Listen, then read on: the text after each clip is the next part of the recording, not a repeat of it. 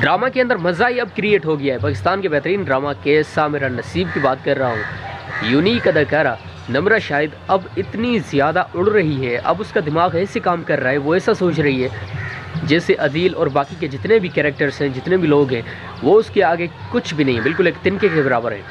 ऐसा नहीं करना चाहिए। और ये जो सोच है ना उसकी, मैं इससे इसलिए भी इख्तिलाफ़ कर रहा हूँ क्योंकि मुझे ये लग रहा है कि जब इंसान के पास कुछ भी नहीं होता तो वो ख़ुद को ऐसा ज़ाहिर कर रहा होता है, या ऐसा बार बार वो सोच रहा होता है जैसे वो सब की बराबर है।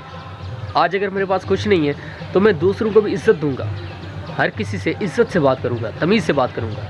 लेकिन जब इंसान के पास कुछ पैसा आ जाए, इंसान का नाम बन जाए, लोग उसको पहचानने लगें, तो फिर इंसान दूसरों को कुछ भी नहीं समझता है। वो कहता है कि जो हूँ बस मैं ही हूँ, कोई भी ऐसा नहीं है जो मेरी बराबरी कर सके। तो ये जो सोच है ना, ये इंसान को आगे नहीं लेके जा सकती, ये इंसान को कमज़ोर बना देती है, सबका मोहताज बना देती है फिर।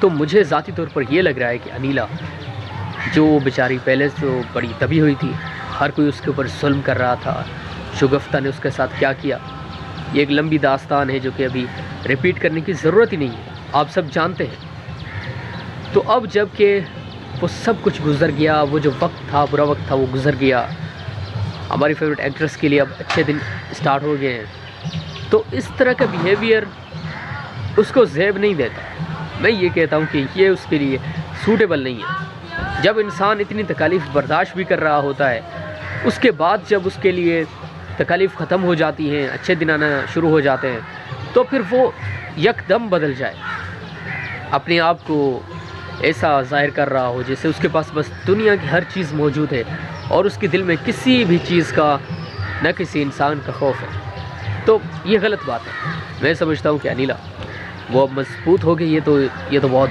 खुशी की बात है। लेकिन अब कम से कम उसको ये सोचना चाहिए कि ये जो उसका बिहेवियर है ये सही नहीं है, अपने दिमाग को सेट करना चाहिए।